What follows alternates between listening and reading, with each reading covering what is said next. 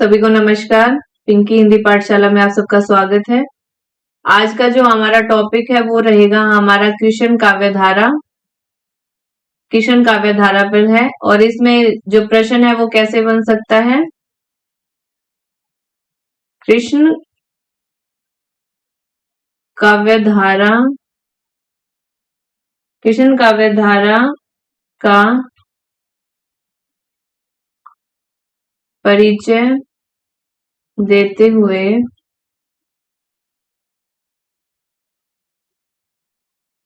उसकी प्रवृत्तियों पर प्रकाश डालिए। या क्वेश्चन बन सकता है दूसरा, अष्टछाप के कवियों का परिचय देते हुए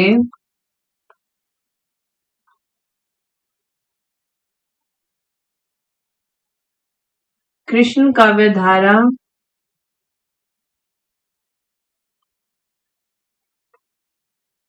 की विशेषताओं को बताएं। ऐसे क्वेश्चन आपके बन सकते हैं कृष्ण काव्य धारा से संबंधित। तो आपने क्वेश्चन लिखना है, आपने नोट्स बना लें क्लास के माध्यम से। और जो बच्चे नए हैं चैनल पर वो चैनल को सब्सक्राइब करें, क्योंकि इनसे जो पहले की वीडियो है राम काव्य धारा, सूफी काव्य धारा और संत काव्य धारा पर पहले क्लासेस हो चुकी हैं। आप जाके प्ले स्टोर में आप वो क्लासेस देख सकते हैं। तो आज की जो हमारी क्लास है वो कृष्ण काव्य धारा पर रहेगी। तो शुरू करते हैं आज की क्लास। कृष्ण काव्य धारा।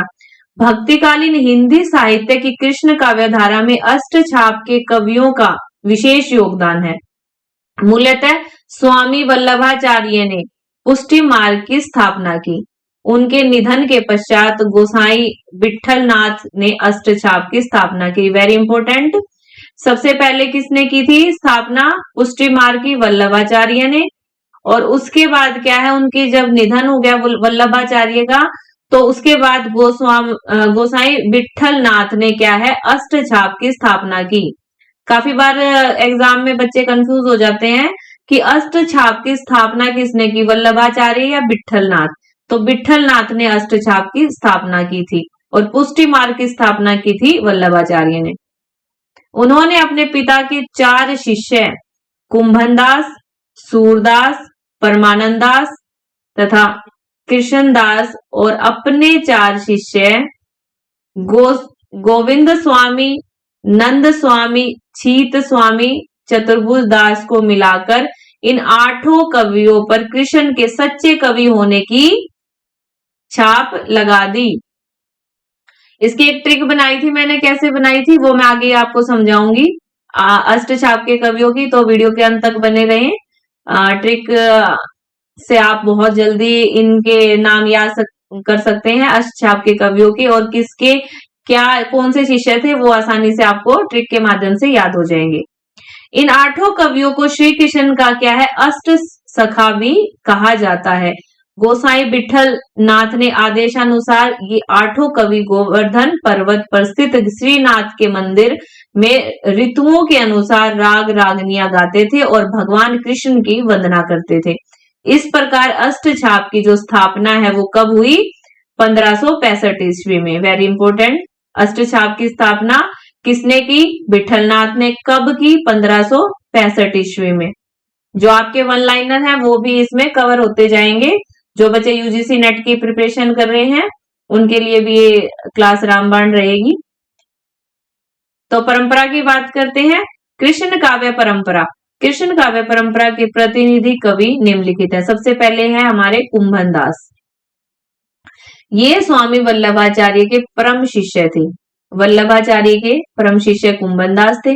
इनकी किसी स्वतंत्र रचना का कोई उल्लेख नहीं मिलता, लेकिन इनके कुछ पद कहाँ मिलते हैं? राग कल्पद्रुम में, राग रत्नाकर तथा वर्षोत्सव कीर्तन में मिलते हैं। 84 वैष्णव की वार्ता के आधार पर कुंभनदास का जन्म कब माना जाता है? 1468 ईस्वी में। गोखा क्षत्रिय वंश में इनका जन्म हुआ। ये विवाहित थे और इनका विशाल परिवार था। कुंभनदास ने 1492 ईस्वी में स्वामी वल्लभाचार्य से दीक्षा ली। ये साधु वृत्ति के संतोषी संत थे। एक बार मुगल बादशाह अकबर ने उन्हें गायन के लिए अपने दरबार में बुलाया। तब वहां पर मिले सम्मान को नकार कर इन्होंने बादशाह को यह पद सुनाया, भक्तन को कहा सीकरी सो काम। वेरी इंपॉर्टेंट लाइन, काफी बार एग्जाम में पूछी जाती है। भक्तन को कहा सीकरी सो काम, आवत जात पनैया टूटी, बिसर गयो हरि नाम। जाको देख दुख लागे, ताको करन परि परनाम। कुंभन दास लाल गिरधर बिन यह सब झूठो धाम। तो इसकी जो स्टार्टिंग की दो पंक्तियां हैं, ये काफी बार एग्जाम में पूछी जाती हैं, एग्जाम की दृष्टि से काफी महत्वपूर्ण है। और जब आप सब्जेक्टिव पेपर एग्जाम देंगे तो आप इन पंक्तियों को याद भी कर सकते हैं, ताकि आप उसमें कोट कर सकें, अपने नोट्स में बनाएं, ताकि आप इनको लिखने का अभ्यास करें, प्रश्न का उत्तर लिखने का अभ्यास करें। दूसरा है हमारा सूरदास। सूरदास कृष्ण काव्य धारा के सर्वाधिक प्रमुख कवि हैं। ये स्वामी वल्लभाचार्य के शिष्य हैं। इनके जन्म काल के बारे में कोई प्रमाणिक सूचना नहीं मिलती। इनके 3 प्रमाणिक रचनाएं मिलती हैं। इनकी कौन कौन सी? सुर सागर, सुर सारावली और साहित्य लहरी। सूरदास को सुंदरीय और प्रेम का अमर गायक कहा गया है। श्री कृष्ण ही उनके आराध्य थे।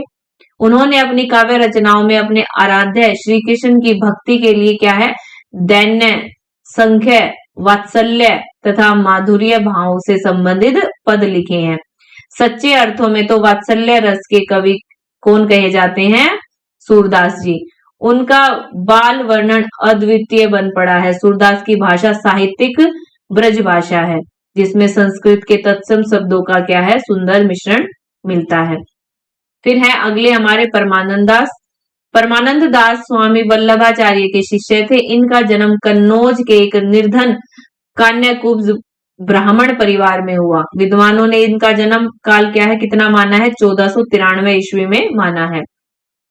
इन्होंने प्राय मुक्तक पदों की रचना की। परमानंद सागर, परमानंद के पद तथा वल्लभ सांप्रदायिक कीर्तन पद संग्रह, इनकी क्या है, 3 प्रमुख रचनाएं हैं। अकेले परमानंद सागर में कितने पद हैं? 835 पद हैं परमानंद सागर में। इनके अतिरिक्त दान लीला और ध्रुव चरित्र भी इनकी क्या है, रचना मानी जाती है। इनकी प्रेमानुभूति लौकिक न होकर क्या है, अलौकिक है। वे नंद बाबा, यशोदा, गोपी गोवाल, यमुना का जल आदि को त्याग कर स्वर्ग लोक को भी प्राप्त नहीं करना चाहते। आगे हमारे कृष्णदास। कृष्णदास भी अष्टछाप के प्रमुख कवि हैं। इनका जन्म कहाँ हुआ? अहमदाबाद के चिल्लोत्रा गांव में 1496 ईस्वी में हुआ। बाल्यावस्था में ही ये गुजरात को छोड़कर ब्रज आ गए थे तथा अपनी भक्ति और बुद्धि के बल पर श्रीनाथ मंदिर के अधिकारी बन गए। इनकी कोई स्वतंत्र रचना प्राप्त नहीं हुई। लगभग 100 से अधिक क्या है, इन्होंने फुटकल पद प्राप्त लिखे हैं, जो कि प्राप्त हुए हैं इनके फुटकल पद। इन पदों की भाषा कौन सी है? शुद्ध ब्रज भाषा। ये ब्रज भूमि से अत्यधिक क्या है, प्रेम करते थे, प्यार करते थे। अगला है हमारा गोविंद स्वामी। गोविंद स्वामी का जन्म 1505 ईस्वी में भरतपुर के पास आंतरी गांव में हुआ। इन्होंने 1535 ईस्वी में गोसाई विठल नाथ से पुष्टि मार्ग में दीक्षा प्राप्त की। तत्पश्चात गोवर्धन में ये स्थायी रूप से रहने लगे। इनकी भी कोई स्वतंत्र रचना नहीं मिलती। इन्होंने समय समय पर जो कृष्ण भक्ति के पद लिखे हैं, वे सब गोविंद स्वामी के पद में संकलित हैं। इन्होंने मुख्यतः राधा कृष्ण की श्रृंगार लीला का क्या वर्णन किया है। फिर आते हैं नंददास। नंददास अष्टछाप के कवियों में सूरदास के बाद दूसरे महत्वपूर्ण कवि माने जाते हैं। सूरदास के बाद दूसरे महत्वपूर्ण कवि कौन माने जाते हैं अष्टछाप में? नंददास। इनका जन्म 1533 ईस्वी में एटा जिले के सोरो के पास रामपुर नामक गांव में हुआ। इनका संबंध ब्राह्मण जाति से था। इन्होंने गोसाई विठल नाथ से शिक्षा प्राप्त की सन 1582 में क्या है, इनका निधन हो गया। जन्म 1533 में हुआ और जो मृत्यु है वो कब हुई, 1582 में। नंददास ने लगभग 15 ग्रंथों की क्या रचना की। इनके प्रमुख कौन कौन से ग्रंथ है, रास पंचाध्यायी, भागवत दसम स्कंद, भरवर गीत, रूप मंजरी, रस मंजरी, अनेकार्थ मंजरी, राम मंजरी, नाम मंजरी, रुक्मणी मंगल, गोवर्धन लीला, श्याम सगाई, सिद्धांत पंचाध्यायी। ये इनकी महत्वपूर्ण क्या है, कृतियां हैं। काफी बार एग्जाम में पूछी जाती हैं वन लाइनर क्वेश्चन में। रास पंचाध्यायी ही नंददास की सर्वश्रेष्ठ रचना मानी जाती है। कौन सी, रास पंचाध्यायी। इसमें कवि ने सरल भाषा में श्रीमद् भागवत का क्या है, रूपांतरण प्रस्तुत किया है। भरमर गीत में उद्धव गीत, गोपी जो उद्धव गोपी संवाद है भरमर गीत है, तथा गोवर्धन लीला में कृष्ण लीला के साथ साथ गोवर्धन का वर्णन भी किया है। जो इनका भरमर गीत है उसमें क्या है, जो गोपी और उद्धव का आपस में वार्तालाप है, संवाद है, वो दिखाया गया है भरमर गीत में। और गोवर्धन लीला में श्री कृष्ण के साथ साथ गोवर्धन जो पर्वत है उसका भी क्या है, वर्णन किया गया है। श्याम सगाई में राधा कृष्ण का क्या है, विवाह है, तथा रुक्मणी मंगल में कृष्ण तथा रुक्मणी के विवाह का वर्णन है। आगे क्या है,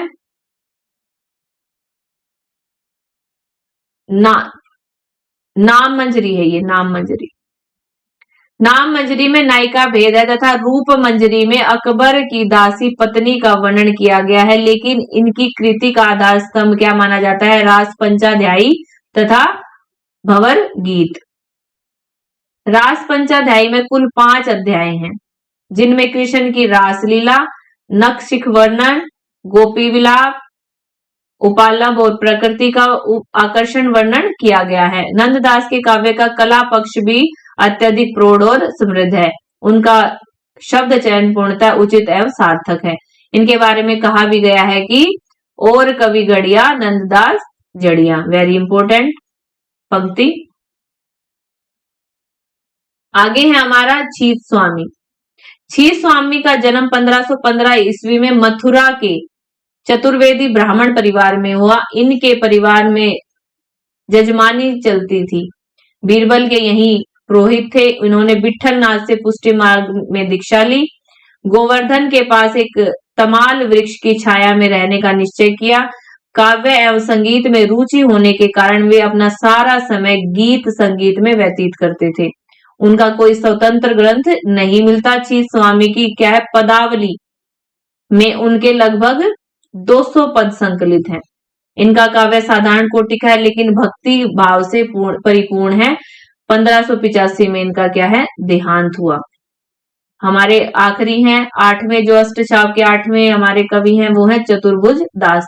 ये अष्टछाप के कनिष्ठ कवि कहे जाते हैं। इनका जीवन वृत्त प्रमाणिक है। अष्टछाप के प्रसिद्ध कवि कुंभन दास के ये सबसे छोटे भाई हैं। पूछा जाता है कि कुंभन दास आपस में जो अष्टछाप में भाई, एक दूसरे के भाई कौन थे, चतुर्भुज दास और कुंभन दास आपस में भाई थे। सबसे छोटे भाई थे ये कुंभन दास के। इनका जन्म 1530 में गोवर्धन के पास जमनावती गांव में हुआ। इनके अन्य सभी भाई किसान थे लेकिन चतुर्भुज दास की खेती बाड़ी में रुचि नहीं थी। ये हमेशा भजन कीर्तन में मस्त रहते थे। यह देखकर कुंभन दास ने उन्हें स्वयं क्या है, ज्ञान विद्या सिखाई और पुष्टि मार्ग में दीक्षा दिलाई। इनका कोई स्वतंत्र ग्रंथ उपलब्ध नहीं होता, अतः इनके सफुट पदों को चतुर्भुज कीर्तन संग्रह, कीर्तनावली और दान लीला शीर्षक से पुस्तकों में प्रकाशित किया गया है। इनका जो निधन है वो कब हुआ, 1585 ईस्वी में। ये थे अष्टछाप के कवि। अब अलग से हम कवि पढ़ते हैं जो कृष्ण भक्ति में गिने जाते हैं, हमारे रहीम जी। रहीम का नाम कृष्ण कवियों तथा नीति कवियों में गिनाया जा सकता है। इनका पूरा नाम अब्दुल रहीम खान खाना था। एग्जाम में पूछा जाता है इनका रहीम का पूरा नाम। तथा ये अकबर के दरबारी कवि थे। इनके पिता बैरम खां अकबर के अभिभावक थे। इन्होंने योद्धा के रूप में अनेक युद्धों में भाग लिया। यूं तो इन्होंने बरवे नायिका भेद, बहुत इंपॉर्टेंट इनकी कृति है ये, बरवे नायिका भेद तथा ज्योतिष ग्रंथ की भी रचना की, परंतु नीति कवि के रूप में इनका नाम लिया जा सकता है। इन्होंने दोहों के में नीति संबंधी मार्मिकता तथा प्रभाव क्षमता देखी जा सकती है। कुछ विद्वानों ने अकबर के दरबारी कवियों में भी इनकी क्या है गणना की है।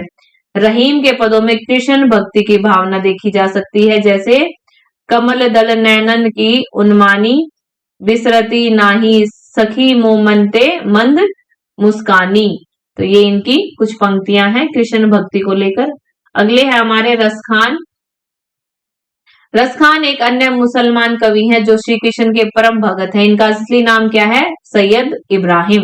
इनका जन्म 1533 ईस्वी में दिल्ली के पठान परिवार में हुआ। मुसलमान होकर भी ये क्या है कृष्ण भक्ति में अत्यधिक रुचि लेते थे। कुछ वैष्णव भक्तों के कारण ही वे कृष्ण भक्ति की ओर क्या है प्रेरित हुए। एक बार वे भाव विभोर होकर कृष्ण के दर्शन के लिए क्या है श्रीनाथ के मंदिर में गए। कहते हैं कि भगवान ने उन्हें वहां साक्षात दर्शन दिए। फलस्वरूप उन्होंने गोकुल में जाकर गोसाई विठलनाथ से क्या है दीक्षा ली और ब्रज भूमि में जाकर रहने लगे। कृष्ण के प्रति उनकी रसमयी भावना थी, इसलिए लोग उनको रस खान के नाम से पुकारते थे। 1618 ईस्वी के आसपास क्या है इनका निधन हुआ। इनकी रचनाएं सुजान, रसखान तथा प्रेम वाटिका इनकी 2 काव्य रचनाएं हैं। इनकी कविता का प्रतिपाद्य कृष्ण प्रेम है और कृष्ण से संबंध रखने वाली सभी वस्तुएं इनको प्रिय लगती थी।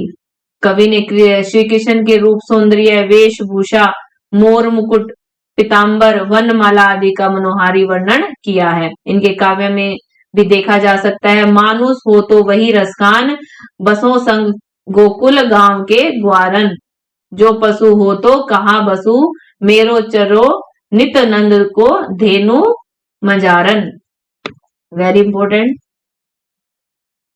इन्होंने अपनी कविताओं में सहज सरल भाषा, ब्रज भाषा का प्रयोग किया है। काव्य में अनुप्रास, उपमा, श्लेष, यमक आदि अलंकारों का प्रयोग हुआ है। माधुर्य गुण में रचित अनेक काव्य में दोहा, कवित तथा सवैया छंदों का सफल प्रयोग हुआ।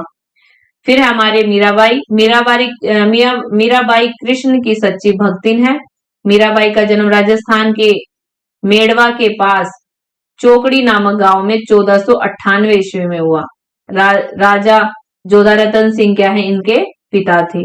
बाल्यावस्था में इनकी मां का निधन हो गया तथा राव जोधा दादा ने इनका पालन पोषण किया। बचपन में मीरा का विवाह मेवाड़ के राजवंश में राणा सांगा के पुत्र भोजराज के साथ किया। किसके साथ विवाह हुआ था? भोजराज के साथ, जो कि राणा सांगा का पुत्र था। विवाह के 7 वर्ष बाद ही मीरा विधवा हो गई और बाद में वे गिरिधर गोपाल को अपना पति मानने लगी। कृष्ण प्रेम मंदिर में मीरा प्रेम के गीत गाती थी और साधु महात्माओं के साथ सत्संग करती थी, लेकिन उनके देवर इसे उचित नहीं मानते थे। फलस्वरूप इनको मारने का प्रयास भी किया गया, लेकिन वे निरंतर श्री कृष्ण की भक्ति में लीन रही। मीरा ने स्पष्ट कहा, मेरे तो गिरधर गोपाल दूजा ना कोई, जाके सिर मोर मुकुट मेरो पति सोए। तो मीराबाई की जो रचनाएं हैं वो कौन कौन सी हैं? गीत गोविंद का टीका, गीत गोविंद की टीका, नरसिंह जी का मायरा, महाराग नरसिंह मेहता की हुंडी, मीरा की गर्भी तथा सफुट पद प्रमुख रचनाएं हैं। मीरा ने माधुर्य भाव की भक्ति का निरूपण किया है। वेरी इंपोर्टेंट, कौन सी भक्ति? माधुर्य भाव की भक्ति।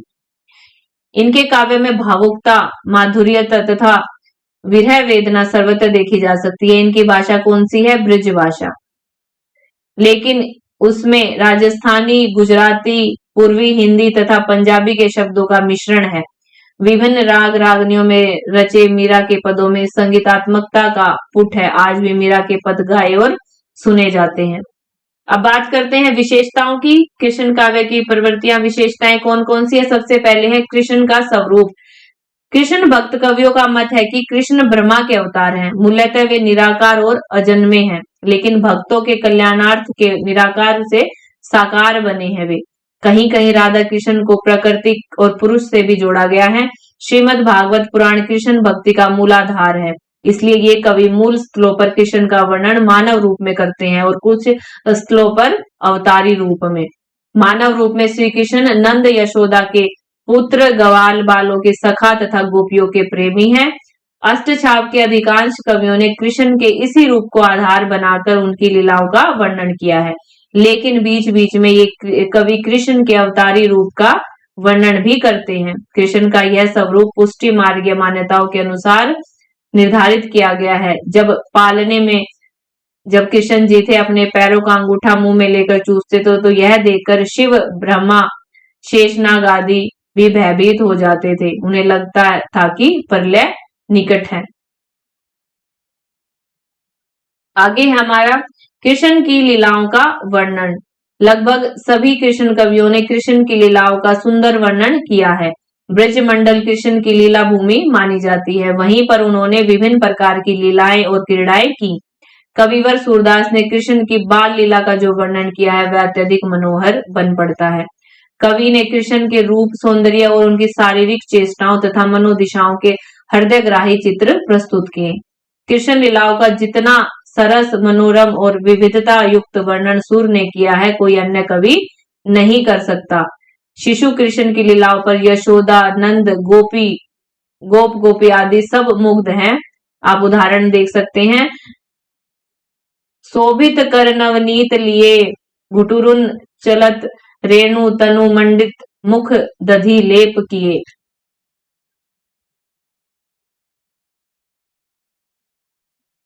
राधा कृष्ण और गोपी कृष्ण की जिन लीलाओं का वर्णन कृष्ण भक्त कवियों ने किया है वह सब पुराणों पर आधारित है। इन कवियों ने बाल लीलाओं, किशोर लीलाओं, रस लीलाओं का चित्रण किया है। भागवत में तो कृष्ण की लीलाओं का वर्णन मौलिक रूप से किया गया, परंतु भागवत में राधा के नाम का उल्लेख तक नहीं मिलता। ठीक है, भले ही कुछ कृष्ण कवियों ने रास लीला को आध्यात्मिक पुट देने का प्रयास किया हो, लेकिन आगे चलकर रीति काल में कृष्ण की प्रणय लीलाएं घोर श्रृंगारी रूप धारण कर लेती हैं। आगे है हमारा विशेषता विषय वस्तु की मौलिकता। यह तो सर्वविदित है कि कृष्ण काव्य का उपजीव्य ग्रंथ क्या है, भागवत पुराण है। स्वामी वल्लभाचार्य ने तो अपने शिष्यों को यह भी आदेश दिया कि वे भागवत के दसम स्कंद को आधार बनाकर कृष्ण लीलाओं का वर्णन करें, लेकिन कृष्ण कवियों ने भागवत को भले ही आधार बनाया हो, लेकिन उनकी मौलिकता सर्वत्र देखी जा सकती है। भागवत के कृष्ण निर्लिप्त दिखाई देते हैं और वे गोपियों की प्रार्थना के फल स्वरूप ही लीलाओं में भाग लेते हैं, लेकिन कृष्ण काव्यों में कृष्ण स्वयं गोपियों की ओर आकृष्ट होते हैं। पुनः भागवत में सगुण पर निर्गुण की विजय का चित्रण किया गया है, लेकिन कृष्ण काव्य में निर्गुण पर सगुण की विजय का प्रतिपादन किया गया है। भागवत में कृष्ण को ब्रह्मा के रूप में चित्रित किया गया है, लेकिन कृष्ण काव्य में किसको, कृष्ण एक क्या है, सामान्य मानव के रूप में चित्रित किया गया है। भागवत पुराण जो है उसमें क्या है, कृष्ण को ब्रह्मा के स्वरूप में माना गया है, लेकिन जो कृष्ण काव्य है उसमें कृष्ण को एक सामान्य मानव के रूप में दिखाया गया है। भागवत की गोपियां कृष्ण के अतिरिक्त बलराम से भी प्यार करती हैं, लेकिन कृष्ण काव्य की गोपियां सिर्फ कृष्ण को ही प्रेम करती हैं। आगे प्राकृतिक वर्णन देखते हैं। कृष्ण काव्य का आधार ब्रज मंडल है। यही कृष्ण की क्रीड़ाओं की लीला भूमि मानी जाती है, इसलिए कृष्ण कवियों ने गोकुल, वृंदावन, गोवर्धन, यमुना तट आदि की प्रकृति का सुंदर वर्णन किया है। प्रकृति की विविध रूप इन कवियों को आकर्षित करते हैं। कहीं कहीं तो ये यमुना तथा उसके तट पर खड़े हुए पेड़ों का मानवीकरण भी कर देते हैं। विशेषकर नंददास ने अपनी काव्य रचना रस पंचाध्यायी में प्रकृति पर मानवीय भावना का सुंदर आरोप किया है। इन कृष्ण कवियों ने प्रकृति के आलंबन, उद्दीपन, अलंकारिक स्वरूपों का अधिक वर्णन किया है। ब्रज प्रदेश की पृथ्वी, अंतरिक्ष, आकाश, जलाशय, वन, प्रांत, यमुना, कुल तथा कुंज भवन सभी कुछ कवियों की दृष्टियों से बच नहीं पाया। सभी पर उन्होंने क्या है, काव्य रचना की है। वियोग दिशा में इन कवियों ने 12 मासा का भी प्रयोग किया है, उसमें भी प्राकृतिक वर्णन देखा जा सकता है। आप ये पढ़ लें, जो भी आपको पंक्ति याद रहे एग्जाम की दृष्टि से वो आप 1-2 पंक्ति याद कर सकते हैं। अगला है हमारा भक्ति भावना। कृष्ण भक्ति के मूल में भगवत भक्ति ही काम करती है और यही भगवत भक्ति वात्सल्य, संख्य तथा कांता भाव में परिणत होती हुई दिखाई देती है। कृष्ण प्रेम के कारण गोपियां सामाजिक विधि निषेध, लोक तथा वेद शास्त्र की मर्यादाओं की परवाह नहीं करती। कृष्ण कवियों ने देवी भक्ति की रचना पर रागानुगा भक्ति को प्रधान माना है। सभी कृष्ण भक्त कवि राधा को परकिया मानते हैं, लेकिन वे राधा के आचरण को अश्लील और अनैतिक नहीं मानते। उनके लिए तो वह भक्ति का ही क्या है, एक रूप है। तो राधा को क्या माना है, इसमें परकिया माना है।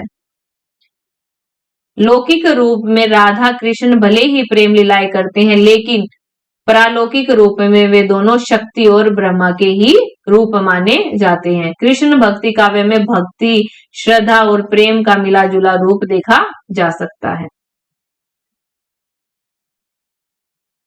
उदाहरण देख लेते हैं। प्रभु हो सब पतितनी को टीको, और पतित सब दिवस चारी के हो तो जनमत ही को।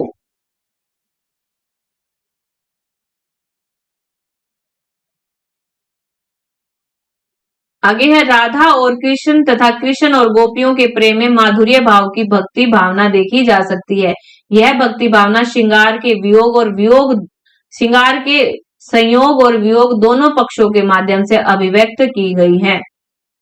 यहाँ तक कि मीरा ने भी वियोग श्रृंगार के कारण कृष्ण के प्रति अपनी भक्ति भावना को व्यक्त किया है। आगे है हमारा रस भाव।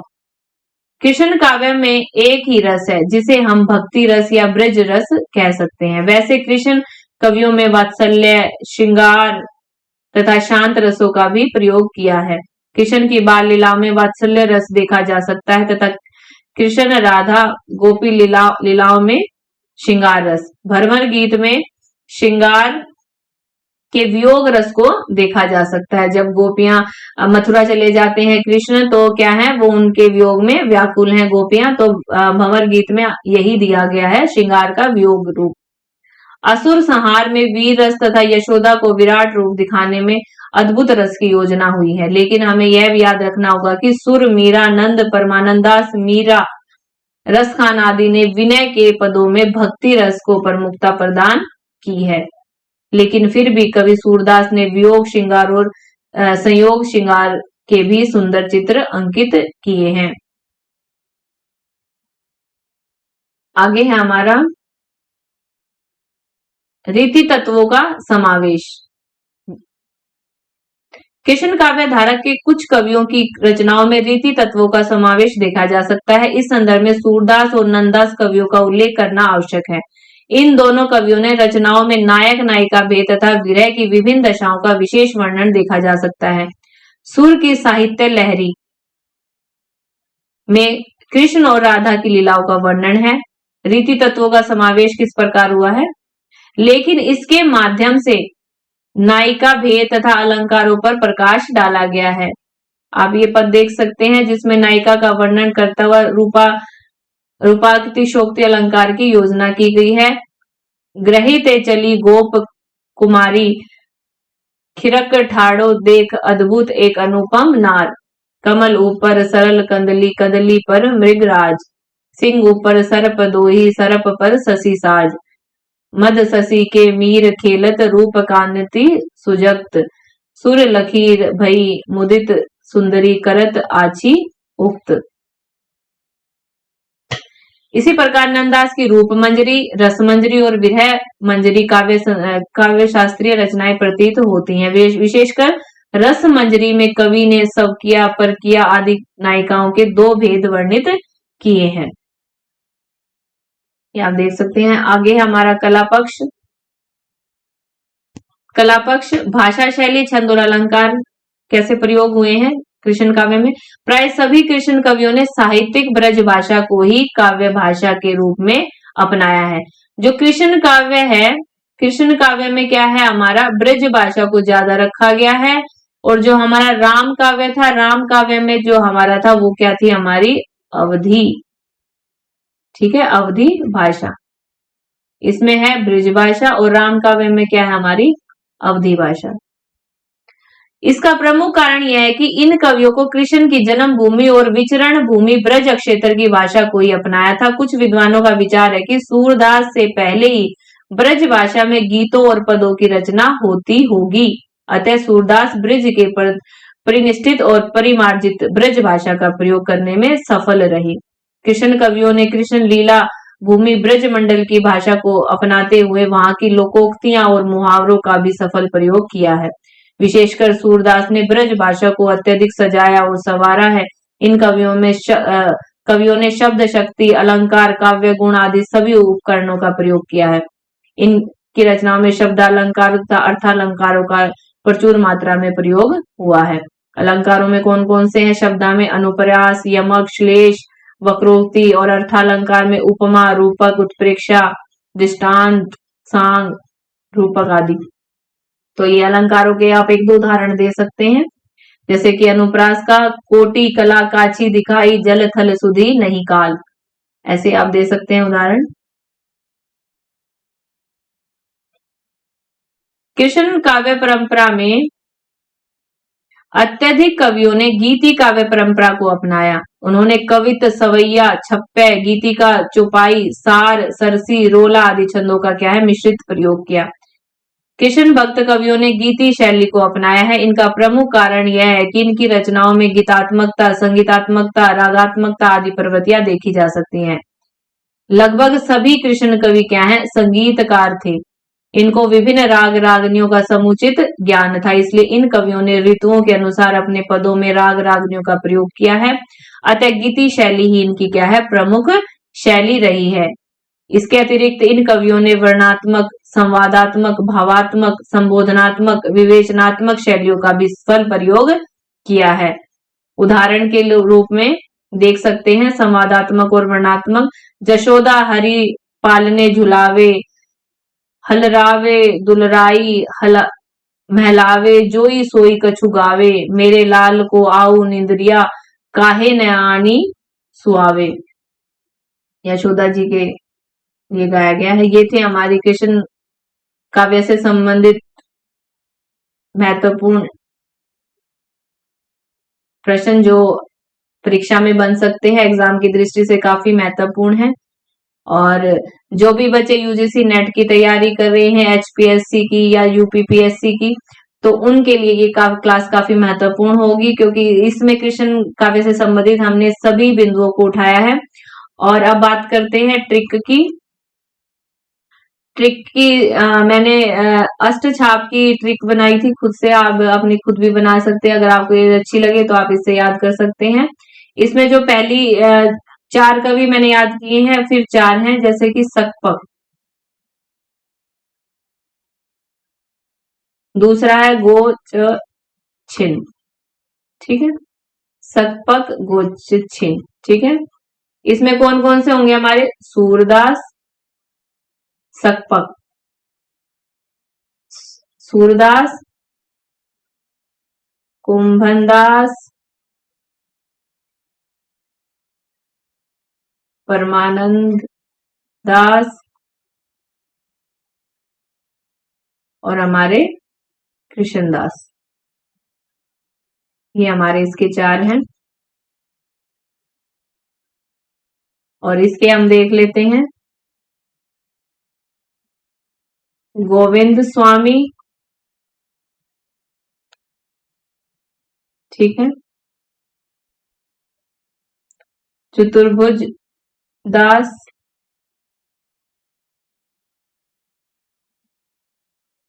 छीत स्वामी, और ये है हमारे नंददास, ठीक है। ये थी एक ट्रिक जो मैंने अपनी बनाई थी। अगर आप इसको याद कर सकते हैं तो आप इस ट्रिक को भी याद रख सकते हैं। ये अष्टछाप की ट्रिक है, वल्लभाचार्य और विठलनाथ के शिष्य, तो आप ये देख सकते हैं। और वीडियो के अंत तक बने रहने के लिए सभी का धन्यवाद। वीडियो पसंद आए तो लाइक जरूर करें, दोस्तों में शेयर करें और चैनल को जरूर सब्सक्राइब करें ताकि आने वाली वीडियोस के नोटिफिकेशन आप तक पहुंच जाए। तो मिलते हैं नेक्स्ट वीडियो में, तब तक के लिए सभी को धन्यवाद।